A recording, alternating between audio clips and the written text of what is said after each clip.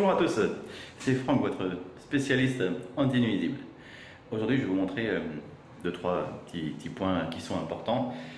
Des fois, les gens me demandent, mais il n'y a pas de cafard chez moi, j'en vois un petit peu, etc. Mais voilà, ils n'arrivent pas forcément à les localiser. Donc, je vais vous montrer un petit peu comment localiser les endroits où les cafards nichent dans l'appartement en question. J'ai mis le masque parce que c'est un petit peu sale ici. Et voilà, il y en a partout. Donc un petit exemple. Ouais. Ouais, il y a des choses qui traînent partout. C'est un appartement qui a été vidé. Donc je vais vous montrer voilà, où les cafards logent, comment repérer les nids de cafards. Alors, on va enjamber un petit peu tout ce fourbi. On va aller dans la cuisine et je vais vous montrer un petit peu. Regardez là-haut, au niveau des tuyaux. Comme vous avez derrière la partie métallique, le petit cache là, une accumulation de petits points noirs. Ce sont des traces d'excréments de cafards. Donc c'est qu'ils sont présents ici. Vous voyez ici, c'est tout à fait flagrant.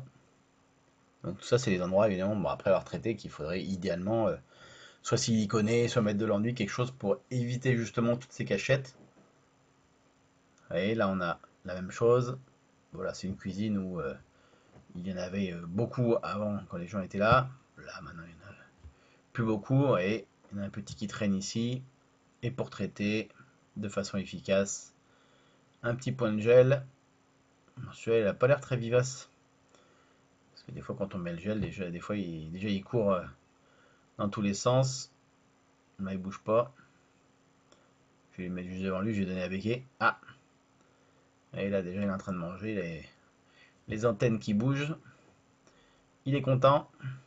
Donc évidemment, un bon nettoyage est également nécessaire. Hein. C'est pas tout le traité, mais si rien n'est fait, ça finira par revenir rapidement. Et donc les points de gel sont à appliquer au niveau de tous les placards, les tiroirs, sous les éviers, tous les endroits que je viens de vous montrer où il y avait des petits points noirs le long des tuyaux.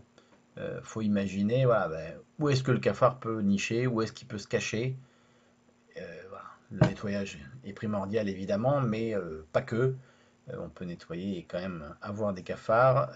Donc faire les gonds de porte, je ne sais plus si je l'ai dit, mais les gonds des portes sous les éviers, le long des plaintes, défaire les plaintes de la cuisine pour pouvoir voir un petit peu derrière ce qui s'y trouve et retirer tous les cartons, les emballages, les papiers qu'on peut avoir divers et variés qui soient par exemple tombés derrière un plan de travail. Et après, ben, une fois que vous avez appliqué le gel, les cafards vont venir s'y nourrir et ils vont du coup mourir avec ce gel insecticide. Idéalement en complément, il faut mettre des plaques collantes à phéromones. Donc c'est des petites plaques cartonnées avec une partie collante à l'intérieur. Ça permet également de déceler du coup les endroits où vous en avez le plus. Il faut les mettre dans les recoins derrière les meubles, à des endroits voilà, où ça ne va pas trop gêner. Et donc du coup, vous allez pouvoir traiter cela de façon efficace. Il faut savoir qu'un œuf de cafard, c'est entre 20 et 50 cafards. Donc c'est important de vraiment réduire et éliminer totalement la population. Avec le temps, vous allez voir que assez rapidement, vous allez avoir plus que des jeunes cafards. Et donc du coup, ça veut dire que vous êtes en train de gagner le combat du traitement de l'infestation, parce que du coup, vous n'avez plus d'adultes, et donc du coup, plus de reproduction, et la population va diminuer très très nettement. Moi, quand je traite des logements qui sont déjà des fois bien remplis de cafards, voilà, 3 passages et le problème est totalement résolu. Après, comme j'ai déjà dit, un bon nettoyage est nécessaire. Donc, tous les endroits où vous devez bien penser pour positionner le gel, les contours de joints de lave-vaisselle, de frigo. Et puis ben, je vous liste et je vous laisse avec un petit fond de musique sur tous les points qui sont vraiment importants de traiter. Voilà. Donc une fois que vous avez fait tout ça, une semaine après, de bien aspirer les fonds de placard pour retirer un petit peu tous les résidus qui pourraient rester, résidus organiques, les cafards morts, histoire qu'ils se précipitent encore plus sur le gel, et bien évidemment tous les paquets de nourriture qui peuvent être ouverts, un paquet de pâtes, de riz ou autre, d'essayer de le mettre dans des boîtes qui sont hermétiques.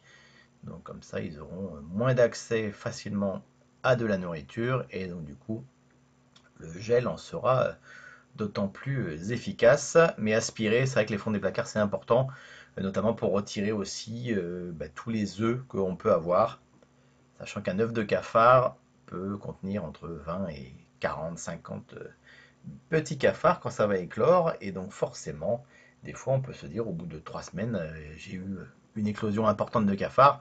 Bah, c'est pas une invasion, c'est tout simplement un œuf des fois qui a pu éclore, et on se retrouve vite avec 20 ou 30 cafards. Bon allez, je vous laisse avec ces quelques images. En tout cas, merci d'avoir regardé cette vidéo. N'hésitez pas à mettre un commentaire si vous avez une question, une observation, un petit pouce bleu si vous avez aimé, et puis vous abonner si ce n'est pas déjà fait. Bon allez, bye.